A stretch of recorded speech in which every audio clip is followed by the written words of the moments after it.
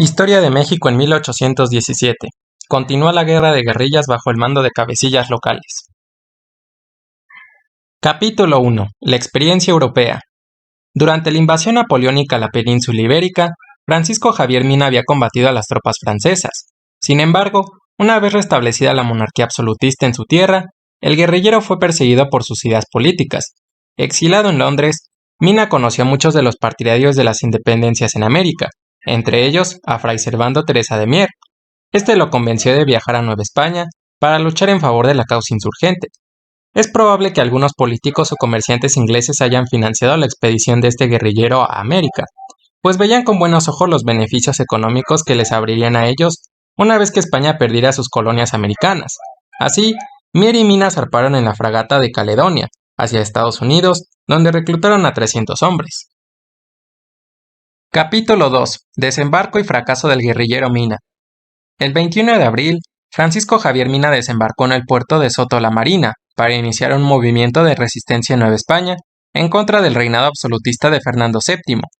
Mina y su tropa avanzaron hacia el interior de Nueva España y consiguieron no pocas victorias. Sin embargo, la insurgencia no contaba ya con el ímpetu que había tenido en sus primeros años. Así, la aventura del guerrillero español terminó pronto, cuando el 27 de octubre fue aprendido en el rancho El Venadito. Un mes después, Mina fue fusilado en Silao. Capítulo 3. Regresa Fray Servando Teresa de Mier. Al llegar a Nueva España, Fray Servando Teresa de Mier se hizo llamar prelado doméstico del Santo Padre, protonotario apostólico y vicario castrense del ejército expedicionario. Fue el cabildo catedralicio de Monterrey, ciudad natal de Mier, el primero en desconfiar de los supuestos cargos de este y en prohibir a los fieles entrar en contacto con él. Al poco tiempo de su llegada, Teresa de Mier fue capturado por las autoridades y enviado a las cárceles secretas de la Inquisición. Entre los papeles que se le confiscaron estaban la historia de la Revolución de la Nueva España, su carta de un americano al español y diversos borradores y textos en los cuales había plasmado sus ideas acerca de la tolerancia religiosa y del Santo Oficio. De esta manera, su regreso a Nueva España después de más de 2 decenios de exilio no prometía ser esperanzador. Capítulo 4. Táctica de la insurgencia. Después de la muerte de Morelos y del trágico fin de la expedición de Mina, los insurgentes sobrevivientes continuaron sus actividades en una guerra de guerrillas. A pesar de los escasos medios con los que contaban, las labores que llevaron a cabo estos remanentes insurgentes consiguieron deteriorar al ejército realista. Los combatientes construyeron fuertes en lugares estratégicos como en cerros o lomas de difícil acceso.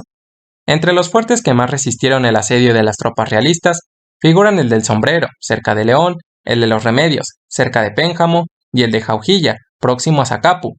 Bajo esta forma de combate continuaron sus actividades Guadalupe Victoria en Veracruz, Manuel Mier y Terán en Tehuacán y Vicente Guerrero en el sur de Nueva España. Capítulo 5. Obligación para los conventos. Una real cédula fechada el 20 de octubre decretó que todos los conventos y parroquias estarían en lo sucesivo obligados a abrir escuelas gratuitas, en las cuales el docente debería enseñar a sus alumnos las primeras letras.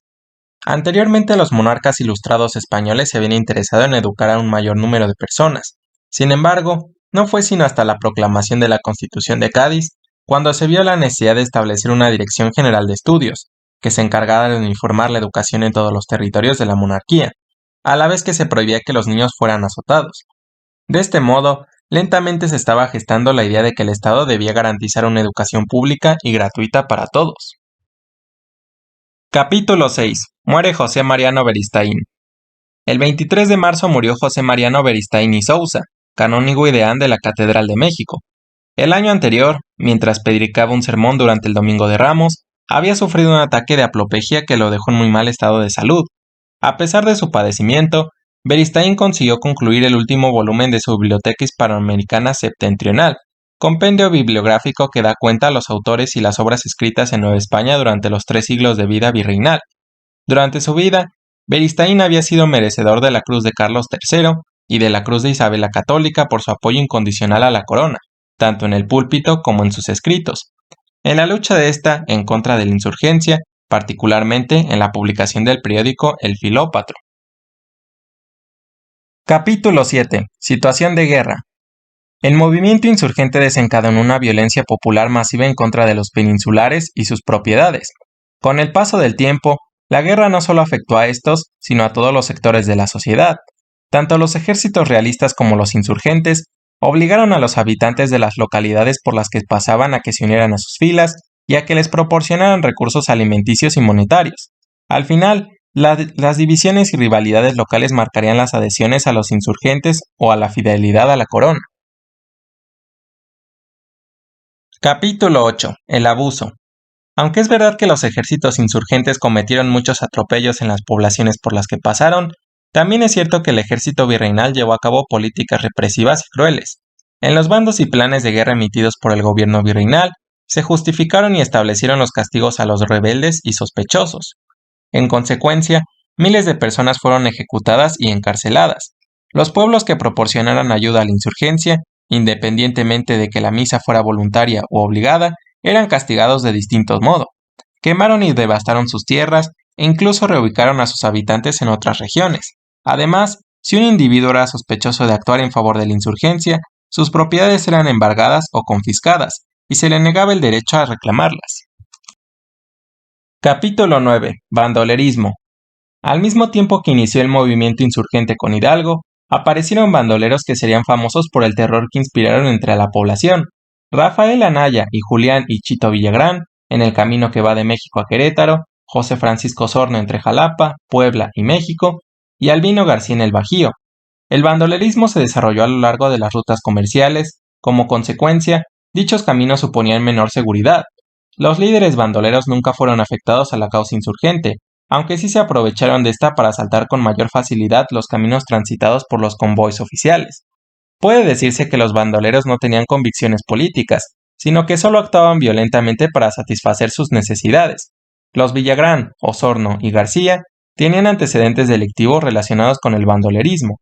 Solían moverse en una zona concreta en la cual tenían parientes, amigos o socios que les proporcionaban protección e información relativa a los movimientos comerciales que debían atacar.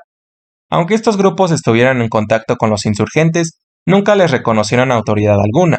Además, los bandoleros solo estaban interesados en llenar sus bolsillos con lo que robaran en los caminos. Capítulo 10. Acuerdos durante la guerra. Poco a poco, las actividades del bandolerismo no solo mermaron las arcas reales, sino también a la población civil. Atacaban un pueblo, robaban su producción agrícola y si alguien se oponía, lo mataban. No intentaban hacer lazos con los habitantes ni convertirse en los jefes políticos de la región.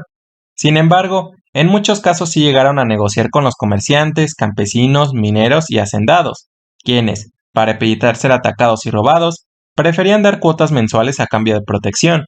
Para muchos, era mejor negociar y tolerarlos que convertirse en sus enemigos para que luego tomasen represalias en contra de ellos.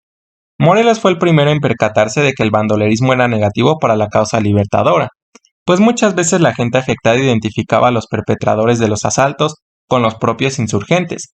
A pesar de esto, ni por parte de los insurgentes ni de las autoridades pudo hacerse gran cosa para detener la actividad delictiva de estos grupos. Capítulo 11. Leva y delación.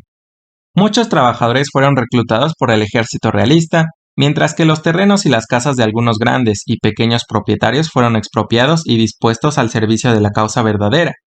Por otro lado, el gobierno virreinal propició la creación de una cultura de la delación, con la cual consiguió que la población, animada por el incentivo de recibir una recompensa, denunciara cualquier indicio o sospecha de apoyo a la insurgencia.